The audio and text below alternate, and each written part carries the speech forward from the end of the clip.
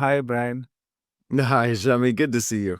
Yes. Yeah. So I'm really glad that you took out time for this, and it's one of my podcasts with which I'm doing it with you.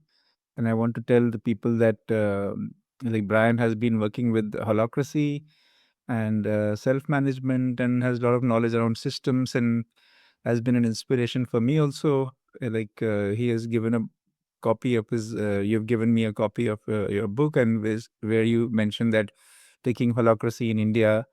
So I was just seeing a few days ago, and when I'm also talking to Olivier about it, or we are having those conversations. Yeah, like how do you introduce holacracy to people, in a brief way when you talk about holacracy, like people who don't know, especially. Yeah, yeah. It's one of those challenging things to convey because it's such a different paradigm from what we're used to. But when I have just a little bit, I'll start by describing it as simply a framework, a management framework for organizations. And then from there, we can, if we have more time, dig in a little bit deeper. It's a quite a different management framework than we're used to, in that instead of structuring with a traditional top-down command hierarchy, it uses a more decentralized decision-making structure. So, but it is still a management framework. It's just a management framework that doesn't use a command hierarchy of managers in order to figure out how to get a company managed. All Yeah. right. Another way you can think of it, another metaphor, is an operating system for a company. Right. Gives you a framework for defining who does what, who makes which decisions, what do we expect from each other, and how do we change all those things as we learn together. As we learn, we need to expect different things, or we need to change processes or policies. Gives you a framework for changing everything and anything, so that we can get alignment with the purpose of the organization. Yeah, so this question comes to me. The other day I'd gone to a restaurant, and it's a chain of restaurants, and it has a typical model. It's like an open kitchen, and there are 5, 6 in my city, and then they are planning to expand. And then I was thinking, yeah, it's people have money, they can just do anything, they can have a system. So then I was thinking that there is a running system of how factories are run, how businesses are run, or how assembly lines are run. So then I was thinking, like, would they be interested in holacracy, or like if somebody is like, if everything is running in a certain way, some proven systems are there. So why do people get interested in Yeah. something which is like totally new, for them? Ah.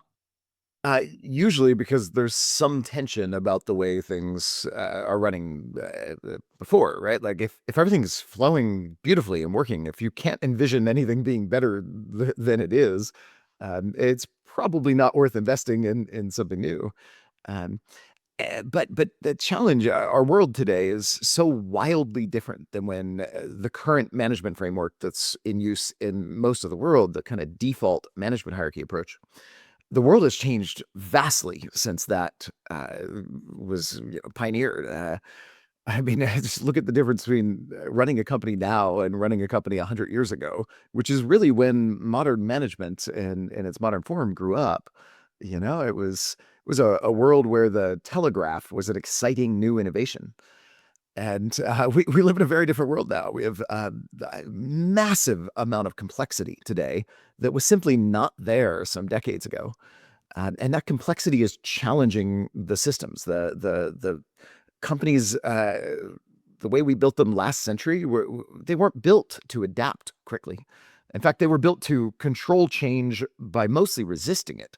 And that worked. That worked fine 100 years ago. You just didn't have as much need to learn and adapt.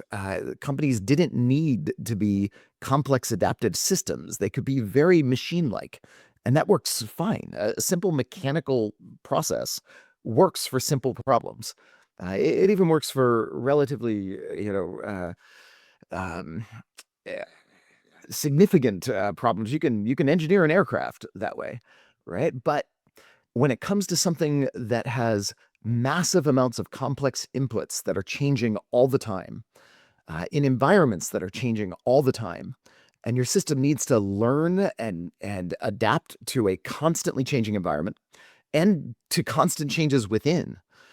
than a simple mechanical approach, which is really what the modern management hierarchy is. It's a simpler approach to running a company, and that's its strength. It is simpler. Holacracy is far more complex. Now, the other side of that is it also does a better job at helping you manage a complex system, one that we can't simply predict and control, um, in a more mechanistic way. Um, but of course, the cost of that is complexity. So, if you can run your company effectively with a simple management hierarchy approach, and you're used to it, and it's just everything's flowing and working, and you don't have much need to learn to adapt.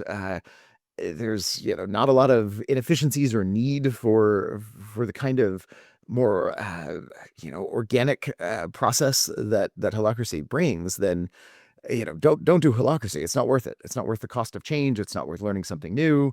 Um, but if your system is struggling because the inputs are overwhelming, there's too much in the world to adapt to. There's learning that needs to happen that is not happening quick enough. There's environments changing. I mean, if change is getting overwhelming, if you're struggling to keep up, or if you just have a sense that it's becoming obsolete, the way you're running the business is becoming obsolete. And that's true with most businesses today. The way they're running is somewhere between already wildly obsolete, and they just don't know an alternative, and becoming obsolete. There are some businesses and some industries and some territories that are fairly protected and shielded from the complexity of the world today. There are really few of those, but there are some. And for them, it's probably not worth it. But for all the others, there's Yeah. there's new approaches. So one thing very interesting, the line is there that change is the only consistent thing, Yeah. Yeah. and he also said that people were responding to change by resisting it. Yeah. So that is kind of a very contradictory thing, like, yeah, so that's like constantly pushing change. And which is like a lot of times, how our schooling system is that, our farming system is that, okay, if nature is wanting to do this, you control it by pushing your own mind. Yeah. So it can be quite self-defeating and takes a lot of energy. Yeah. Yeah, it's working against, like, the natural flow, or way life works, right? It's kind of trying to create an artificial bubble of, let's just lock things down and, try to control everything. And if you've ever tried that in, like, for example, a relationship, it doesn't work, right? Um, I had to learn this lesson, the hard way. It's as many Yes, others it's have, like, right? that's why people try to define relationship as equivalent to marriage, and marriage equivalent to certain rules. And then there's a constant tension going on, and more in today's world, when people is finding that control and predict marriage or relationship very, unmanageable right now. Yeah. Yes. Yeah, and when we try to lock things down by control to prevent change, when we try to lock things down by establishing the right way of doing things that doesn't flex and adapt to constant learning and change in the environment and in the team internally, then we can do that for a while, but eventually it breaks. And eventually that's why we see, I think, huge percentages. Like if you look at the number of companies in the, Fortune 100, that were there, I forget what the stat was, but something like 20 years ago, it's almost none of them, it's or 50 years ago, something like that. But it's companies today are breaking and dying in a mass Very extinction. fast. Yeah. Very fast, and that's because they grew up in an era where you could succeed, Mm. to some degree by just trying to resist all of the change in the world and lock things down. And today, the most successful companies are the ones that aren't doing that, that are adapting, and Yeah. adapting really fast. So COVID, I think COVID also, how did like people who work with Holacracy, did they have an edge over it because it was a constantly changing scenario? So since you work with so many other companies also, so can you share anything about that? Yeah, I heard this from several organizations running with Holacracy when COVID hit, that One comment was something like, thank God we did Holacracy before this, because once COVID hit, it would have been pretty hard to adopt Holacracy while adapting to everything COVID required. But because they had it installed to begin with, it was relatively easy for them to shift and adapt to all of that new world. And I saw this as well in my own business, right? We had fairly effectively and quickly adapted to a world where suddenly, in Holacracy One, my consulting and training company for Holacracy, we had a lot of revenue, most of our revenue, driven by in-person trainings and consulting work. And COVID stopped that overnight. Yeah. And And we good. had I to, mean, I've done in-person training, and I mean, it was a different project. And I mean, is it like equally exciting or more exciting than how is it going on for Holacracy One? Yeah, I'm so glad we did it.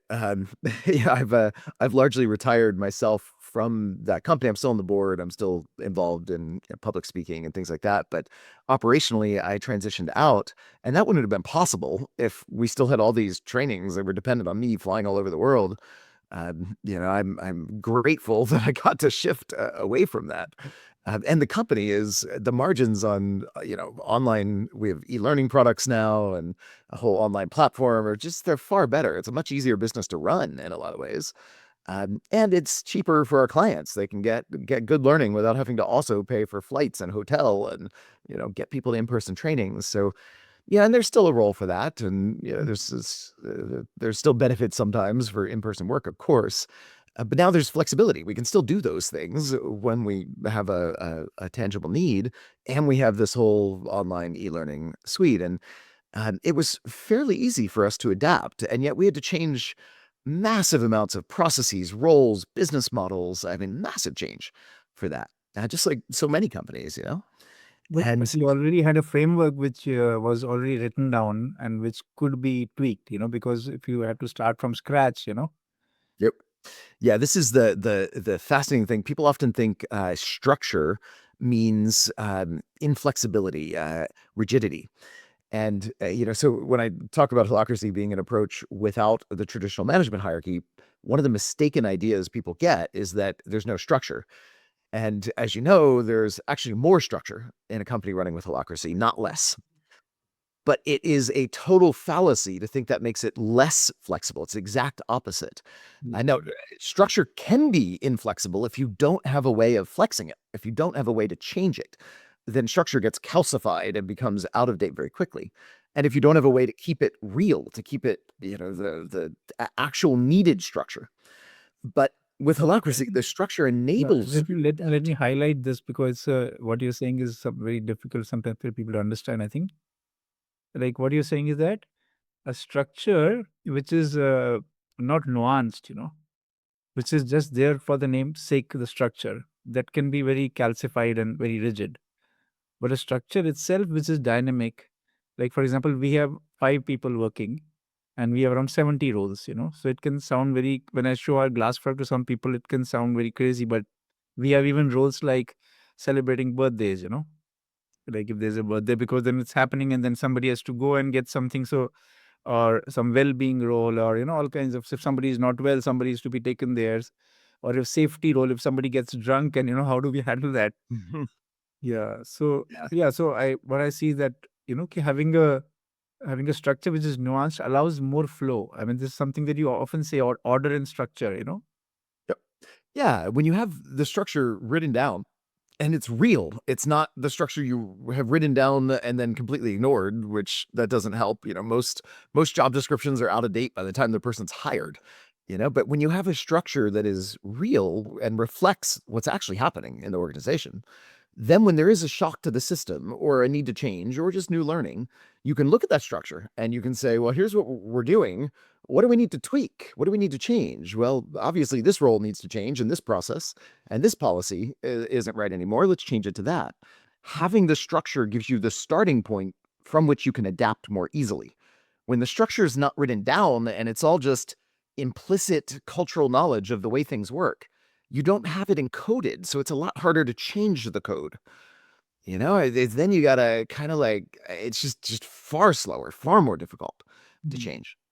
Um, Now, you also need to have a process for doing that change, to roll it out and make sure you're not causing harm by changing something here. You don't cause an issue over there, and that's what the Holacracy framework gives you. It gives you not the one size fits all, here's the right way to run your business. It gives you the meta framework to allow you to adapt and change your structures so that you can learn and the structure stays real. The structure in Holacracy, because if I tell it to somebody new who sees our glass frog, and they may say, how will I create such a big structure? Yeah. But the structure itself, there's a structure to create the structure within the structure. Yeah. Which means that There you is. don't have to have a constitution written down, which is like, Constitution of India or somewhere to start with. You start with something basic, but you have a system for, more evolutionary design, which you also talk about.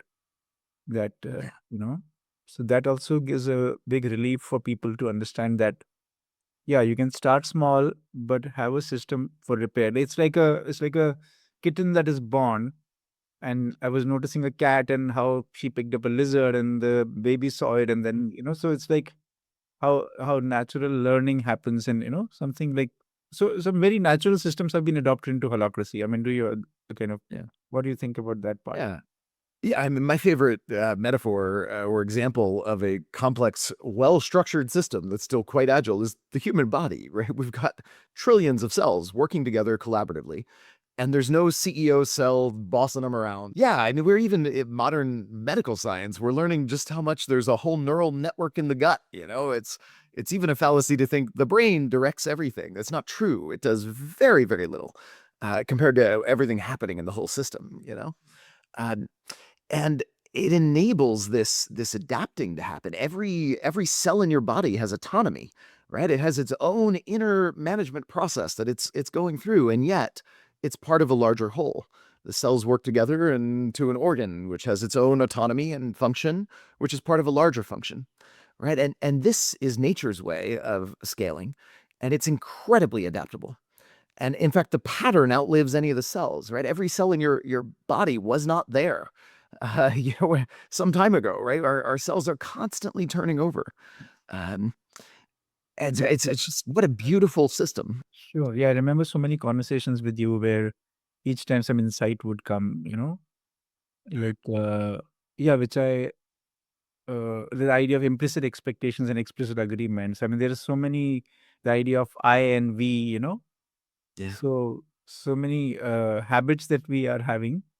So, Mhm. can you, this one question that was coming to me was that, uh, like, if somebody is having a small business and somebody could be having a big corporation. So, how does this one system can fit for everybody? How does that work? Yeah. So it's a meta system. Holacracy itself doesn't tell you, what roles do you need to have? Do you need a sales role, a marketing role? It doesn't tell you anything like that. It doesn't tell you what processes you should have to run your operations. What it does is give you the framework for figuring all that out and adapting it, and a framework for scaling it, for breaking complexity up, right? So going back to our human body metaphor, we can sit here having a conversation about how to run companies because we don't need to be thinking about how do I pump blood, to the muscles that need the oxygen in it, and oh, by the way, how do we get oxygen into that blood in the first place? We don't have to think about that, right? The heart has a job; it pumps the blood around. It doesn't even need to think about how the oxygen gets in. The lungs do that, right? Every piece has its function, so that at a higher level, we don't need to think about all the details. And this is where a lot of businesses struggle, especially as they scale. If you don't have the right structure, you do. I know so many CEOs and founders who are overwhelmed and overloaded because they're doing the equivalent in their company of thinking about how do I pump blood around instead of talking big picture about new markets and strategy and that kind of thing. Right. And Holacracy gives you a framework to encapsulate that complexity, to say, all right, we need this function here. And I don't care how you figure it out, but here's what it needs to do. Here are the expectations we need. And then here's a process you guys go figure out how you're going to get the blood pumped around. And by the way, you need to check in with these other systems when you impact their areas here. Yeah. So it gives you the meta framework that lets you figure out how to structure your business. It just gives you the language and the tools to do it. And then every business running with this looks wildly different. They have wildly different ways of, you know, hiring, firing, budgeting, selling, marketing. All of these are different in every company. What's aligned, if you're doing holacracy, is the meta framework for how you figure all that out and how you change it over time. Yeah, the fear that a lot of people have that if I give autonomy to people, it can go berserk, giving that freedom to people, I mean, maybe they don't understand what does it mean and what are the limits and those things. But I've also experienced that when people come from a system, yeah, whenever I talk about it, like so many things come up. The line that you said about habits that are healthy in a sick system are sick in a healthy system. Yeah. Uh, Yeah. Behaviors that are healthy in a pathological system become pathological in a healthy system. Yeah, it's a good one. So we have a lot of adapting behaviors in modern companies where, we figure out how to get our needs met despite the inflexibility of the system and how much we often have to work against the system. I mean, especially in big companies, think about how much effort is spent working around bureaucracy and policies and processes that are just in the way. And so we learn things to do to get around them that then when we have a healthy system actually themselves get in the way, right? To the degree we are working around the system, that's not functional if the system itself is a really effective system. So maybe instead of getting around the system, we could just upgrade the system. But you know when you say this line about that, if it was the, box that needed the changing, or if we need Yeah. out of the box. Yeah, that's a quote from Malcolm Gladwell. And it was about Enron, the famous giant company in the US that surprised everyone with a massive bankruptcy and massive mismanagement and problems. And Hmm. one of the interesting things was they were famous for hiring people who, quote, thought outside of the box. And they liked hiring people who think outside of the box. And that got them right into massive problems. And his quote, Malcolm Gladwell's quote writing about this was, perhaps what they needed was a better box, not a whole bunch of people who are working around and getting outside of the box. And I think, that's so true in organizations today. So many companies try to hire people that know how to kind of work around the constraints of the system, of course. Ah, But so they are, maybe, so they're not willing to change the system, but they're getting smart people who can work around the system within their yeah, own organization system, who can handle people who are not working, who can handle people who are, whatever, lax and something, and then bring in some extra superhuman things to kind of fix those things. yeah. And I wouldn't even necessarily say it was that they weren't willing. I have a lot of empathy for business leaders who are in that. It's an overwhelmingly complex world trying to run, especially a big business. And often it's not a lack of willingness, it's just they don't know how. They don't have a good framework. It took a lot of years. We're 2 decades into pioneering holacracy and a lot of experimentation to find a better framework. So it's often not a lack of willingness or capacity. It's just not knowing how and having a business to run, which is the advantage of benefiting from an existing framework. There's a lot of wisdom And built now, into it. since 'Cause- you people have worked and other many people have worked in this, and that's why when I came to US to for the Holacracy workshop, and I stayed for some time, and I called it Holacracy Yatra because I wanted to go and see other companies who are actually with my own eyes and see how they are doing it.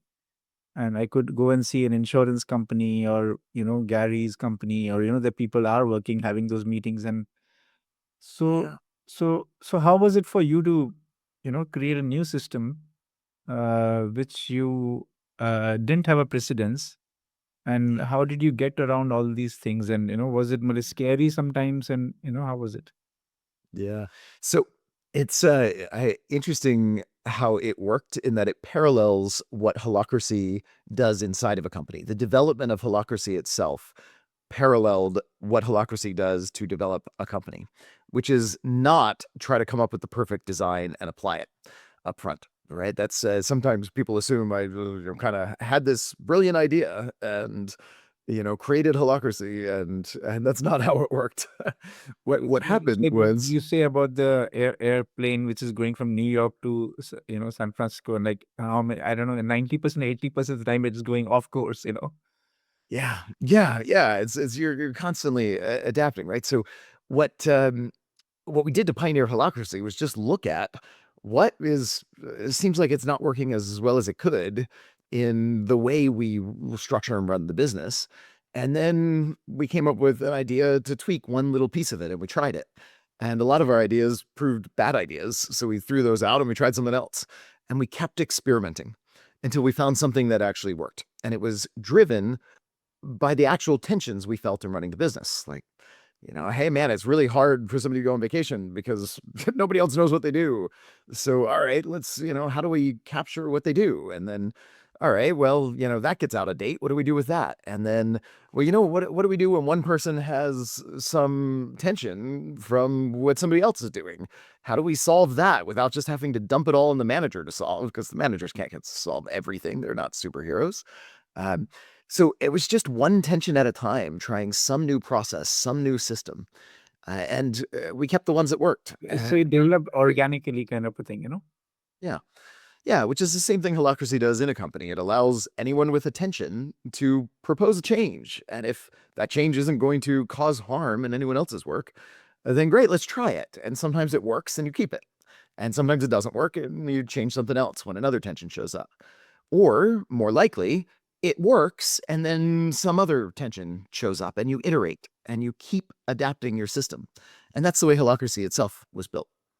Yeah, and I remember you talking about like change management systems, and where people, change managers or people, that's what it's called, no? Change management, to come and like tell you what change has to happen. And then you said that, which I also realized is such a top-down model, where you come and start Yeah. seeing, I think I would say very colonial model, where somebody from outside comes and just sees and tells what is it that you need. Whereas people who are there, I mean, they are not being heard and they don't have a system. So yeah, so what do you have to say about it? It's a great metaphor. Yeah, it's a really great. The first time I've heard that one about the kind of colonial approach, and it fits. That's exactly it. Most companies, when we think of change management as something we kind of go and do and apply to roll out a change, we're denying the fact that change is already happening all the time, constantly, and it needs to. If anything, we need more change more often that doesn't need to be managed from the outside because we have processes throughout for constantly managing change. Managing is not even the right word. Facilitating change, harnessing change, allowing evolution. We want to It's like constantly. some people talk about anger management, or transforming anger, or working with anger, like anger as a force. Yeah. I love anger. Anger teaches us our boundaries. Anger teaches us when we are a no to something, right? It's not something we need to like suppress and manage. It's something we need to get comfortable with so that we don't react from it and we don't lose control of it. We just learn from it. And you can say that with any emotion, and any tension in a business, in a system, every one of those things. And often the emotions of the people working in it are all clues to what could be flowing better through that organizational system. Yeah, so that's why when people talk about self-healing, I remember one of my mentors who's into self-healing, and a friend of mine came to her and he said that, "Oh, I'm having boils in my mouth." And she said, "So what is the problem?" He said, "I can't eat everything."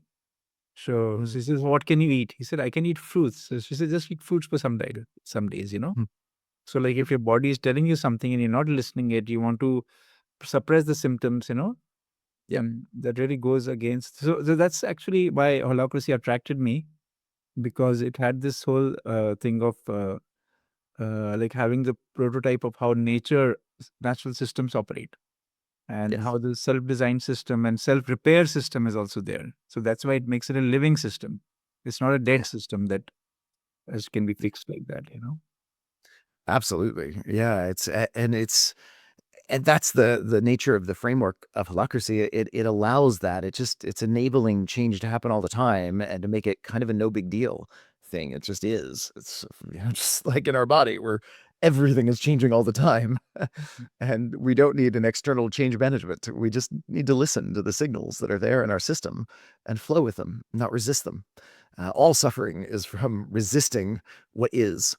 And in business, the same applies. Your business will suffer when you resist what is and I all the think tensions. like the metaphor of a relationship also, especially, that imagine a relationship where you say it's control and predict, what Yeah. I mean, it's your Yeah. die. And that's Yeah. why some people suffer so much, Yeah. Yeah. Yeah. Yeah. Whenever we get stuck in our head with an idea of how something should be, and we stop listening to the reality of what actually is, what's working, what's flowing, and we just try to apply our mental model of what should be and force reality to conform, whether it's a relationship and what should be, or whether it's a company, or whether it's something in our body, whatever it is, we are doing a disservice. We are blocking a certain kind of natural flow. And it works so much better when we can instead just attune to what is here, and what is it teaching us? Where does the energy want to move? Where does it want to flow? Yeah. So initially, I had this thing of when I got into sociocracy or, other things, that my thing was inclusion. And, so when we experimented, I brought in a lot of inclusion. But what happened was that the inclusion was there, but there was not effectiveness. Yeah. I'm not saying that, okay, one system is, comparing in that sense, but I can say my past experience of self management was like a lot of inclusion and the balance of effectiveness. Yeah. So maybe a lot of people who might be adopting it will have a fear that, if I include everybody in the decision making, if I bring in people there, which I've also experienced, some people who are not were coming from a very pathological system, and when they get that power, that's what I'd experienced in my past of initial phase of self management when I picked it up. Yep. The obnoxiousness of it. I mean, I saw people becoming who have not tasted that power because I could also not communicate to them, or I was myself not very clear. And that's why so many precautions are there in holacracy that the facilitator and the lead link is a separate person, Yeah. you know? Yep. So, uh, yeah, so this, how does one take care of this, power somebody was not used to, and now they get power and they become obnoxious? I mean, Yeah. have you experienced that or somewhere in your work? Oh, yeah, of course. So one thing I'll say is one of the mistaken goals, the pitfalls, when holacracy is brought in and the goal becomes inclusion, you have a problem. You've already set up that whole thing to fail pretty badly. Um, the goal needs to not be inclusion. The goal needs to be, we're here to express a purpose. We're here for something that is a service to the world. The It's something purpose not. for which you create the company or create the organization, how do you want to like show up in the world, and what do you want to offer to the world? Yeah, exactly. And when that's the goal, then inclusion becomes simply a strategy for that, right? Like inclusion is effective, usually, not always, but often. If you want to serve the purpose best, listen to the wisdom of somebody who has something to contribute that might help you serve that purpose, right? But if something isn't serving the purpose, don't include it. And if there is something that is chronically harmful to the system, you do not want to include it. You want to eject it, right? There is times where you need to carve something out of the system. If something is cancerous, get rid of it. And you can do that with love. It's not demonizing and rejecting. It's, we're here for this purpose. And if this isn't something that you have the skills, capacity, desire to serve, then let's free you up so you can go find something you do have the skills and capacity and desire to serve. Right? It is not kind to leave somebody stuck in a system where they're not adding value, you know? So the goal isn't inclusion for inclusion's sake. It's not give everyone a voice just to give everyone a voice. It's we're here to serve a purpose together. And let's steward that purpose together. Let's co steward that purpose to the degree we can. And if it's not working, then great. Sometimes you do need to fire people. Sometimes people need to move on to other jobs, right? Sometimes there's things that are really not about the system that somebody needs to maybe work with in themselves and not bring it into the company. The goal isn't include everything. The goal is serve the purpose. Inclusion is often really useful for that, but only within parameters, only to the degree it serves the purpose we're here to Somebody serve. mentioned that inclusion as a need and inclusion as a strategy. Yeah, yeah. So, It's also honest. I mean, if you tell everybody in a business that we're going to include you all the time, there's a fundamental lie in that. It's not sustainable. You can't do that. If you were there to get something done, then the reality is, I you think I yeah, actually like this because I remember being part of a setup which was trying to be very compassionate and things like that.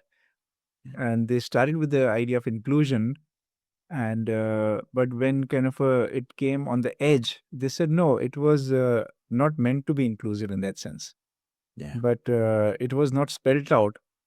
I remember some play of words was also done, but I forgot that, which to me amounts to manipulation sometimes.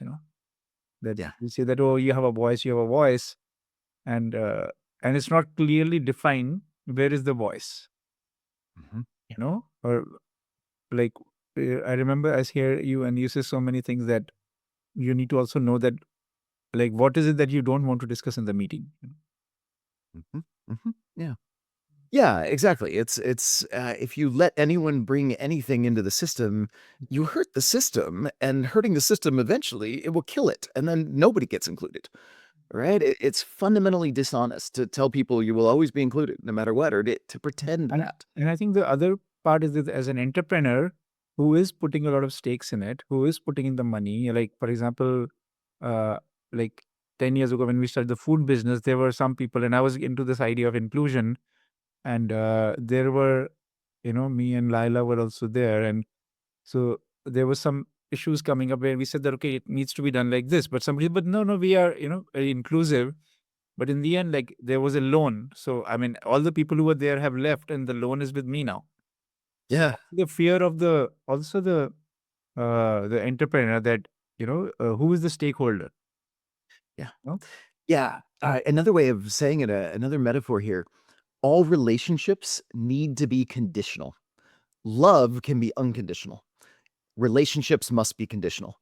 And this is true in intimate partnership. If we mistakenly think and try to make the partnership unconditional, we have a problem, right? Like we drop ourselves, that's codependent fusion, and it causes harm. The relationship is conditional. If somebody wants to be relating with me, there's things that are required, right? Like there's ways I will not stay in relationship if I'm treated in certain ways. If I feel like I'm causing harm to someone, I'm not going to stay in relationship with them. The relationship is conditional. And if I hold that well, I can stand in unconditional love of that person, even as I separate relationship. And this works in companies as well, right? You get to choose one thing that's unconditional. And if the relationship is unconditional, then love is conditional and it will die and the company might die, right? But if love is unconditional, if I'm committed to, I'm going to be in loving acceptance of everyone, then the relationship must be conditional. Because if it's not loving to stay in it, then we need to change it, if that makes sense. I think it's a very profound thing. It's very interesting, what you said. I would like to hear more of it if you can elaborate on it. I mean, for people to understand. Yeah. It's I often talk about the distance of love, and what I mean by that is, uh, there is a level of closeness in relating with anyone in any context, business, personal, whatever, where you can stand in just unconditional loving acceptance of that person as they are. Um, and if you get too close, sometimes that starts dropping. Right. So you need to, if you want to hold love as unconditional, then you need to be willing to find the level of closeness. And for some people that might be, hey, we can be friends, but we're not compatible together. And if we try to force it, we're just going to be in judgment of each other and condemn each other and try to change each other because it doesn't feel good. So we might need to be more distant. And the same is true with everyone you hire, right? Like if the relationship is compatible and it's flowing, then you can stay quite close and stand in loving acceptance. So And if which it's means not that compatible, yeah, which means to make it conditional, you need to spell out the conditions also sometimes. yeah, A lot of or at people least find it. be in an inquiry. It can be, an over Yeah, you time can't be all discussion. spelled out like a, okay, like a contract, but like when the inquiry, when the time comes, you make keep, Yeah. you know, keep iterating. Okay, Yep. yeah, and then ultimately because somebody has to make the bed and somebody has to make the food. Yes. So Yes. and that's the another dangerous thing that happens in relationships, where this in the name of unconditional love, like for example, in patriarchy also uses unconditional love. A mother's unconditional love, to the point that so many women who go through like too much of taking things in the name of being a, especially I would say in the Indian context it happens much more, whether you Mm, I mean you kind of like Mother Mary also, whatever the whole iconography of the mother, where unconditional love is there, and like how is she being nourished. yeah. So Yeah. And this is where I think people intuit there's a beauty in unconditional love. Who doesn't want unconditional love or to offer it? And we can have unconditional love. We can offer unconditional love as long as we're willing to make everything else conditional, right? The way we relate has to be conditional if we're going to hold love as the immovable part, right? So this is part of if I'm going to, fire somebody, or I run a community in Austin where I live, if I'm going to exclude somebody from my community, I'm going to do it in love, and I'm not going to do it until I can stand in loving acceptance of that person, right? Love is the thing I'm holding constant, and I'm willing to change anything else about how we're relating. and which means Stay in that that. sometimes I might have to mourn it also. That for Yeah. example, I sometimes there's a young team member who was with us and some things happened, and where I realized that it will be difficult for me to have her in the team. Yeah. And she also realized it would be difficult for her, because other thing that I've noticed, that in a holocratic system, because things are so transparent, that people who are used to gray area kind of a work where they can manage, they realize that that won't work. So this person stepped out, and now when I see the video of her in our organization, old recordings and all, I see, oh, she was really, also contributing. So, but I have to also, this unconditional acceptance of the mourning is also Yeah. unconditional love.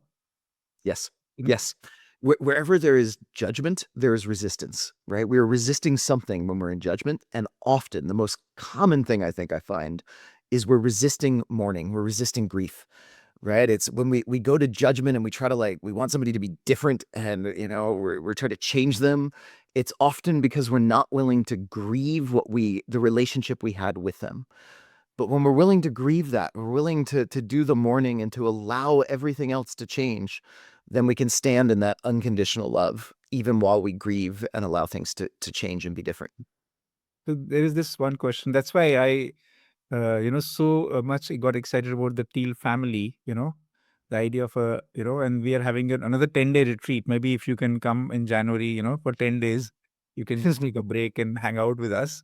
That The sounds. idea is that, so yeah, so that's what the conversation that is happening, that if somebody, and actually it's between me and my partner, what I learned about implicit expectations and explicit agreements from Holacracy.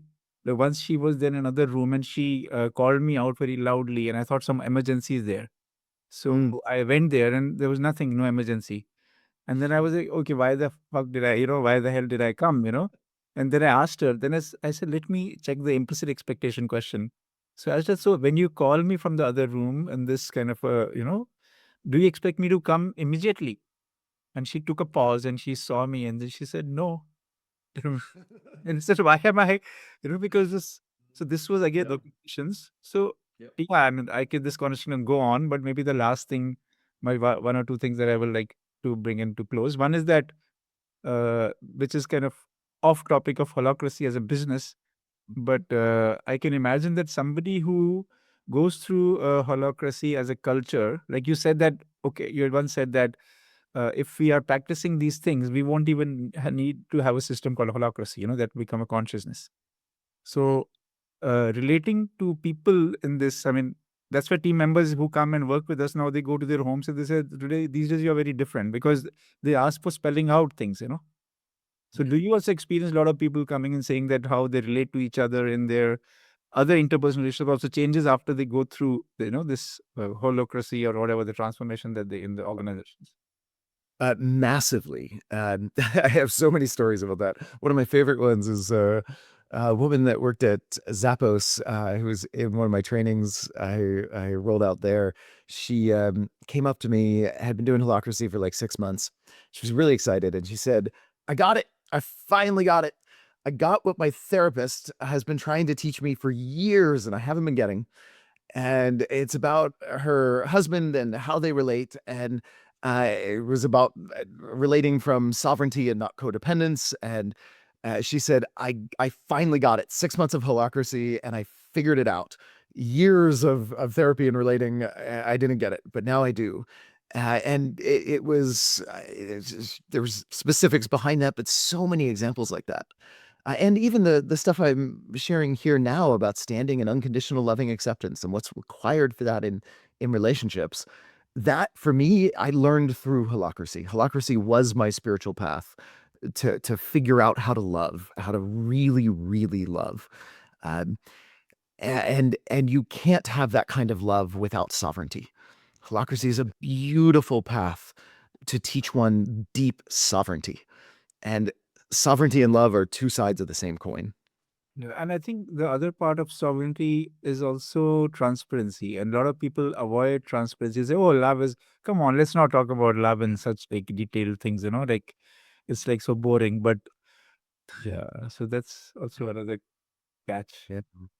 Yeah, totally. And even your example of the implicit expectations, and we do this all the time. We have, of course, we have assumptions and then we project them out, and like you assume because you're thinking that she wants you right now. Of course, that's what she is, right? And these things we can unconsciously just fight from them, or we have the opportunity to step back and get clear, get transparent with, "Hey, what does that mean to you?"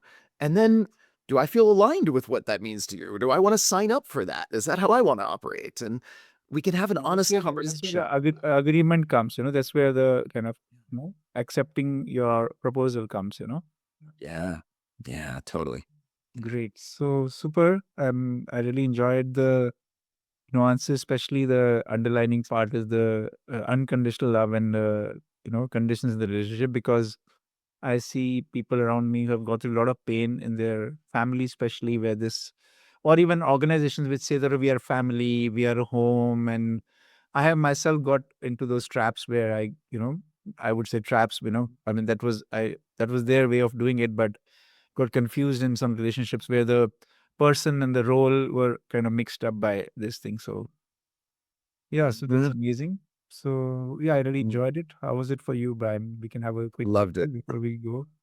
Yeah, thank you. I really loved it. It's been a while since we have seen each other, especially face to face. I noticed we both have a lot more gray in our beards than when I saw you in America and in India. I saw you once in India too, and it's just delightful. I love how you look at things and can feel the alignment at the kind of deeper layer behind just how we run companies and how we relate to life and to self and to love and to all of that. So delightful to connect with you again. Yeah, thank you. And I have so many anecdotes from sharing and spending time with you and a lot of learning.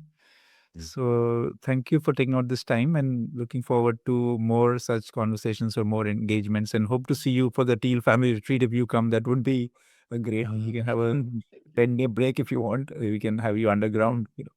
Oh, thank you. Send me some information. I'd love to know more about it. Yes, sure. I'll share it with you. Thank you, Brian. Yeah. Thank Okay. you. Night. Yeah.